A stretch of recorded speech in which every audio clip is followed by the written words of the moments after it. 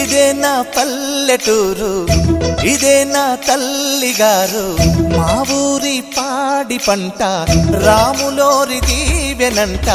తల్లి గోదావరి నీళ్ళు కడిగె సీతమ్మ పాదాలు, ఊరంతా హాయ్ హాయ్ హాయ్, మనసంతా హాయ్ హాయ్ హాయ్. ఇదే నా పల్లెటూరు, ఇదే నా తల్లిగారు, మా ఊరి పాడి పంట రాములోరి దీవెనంట.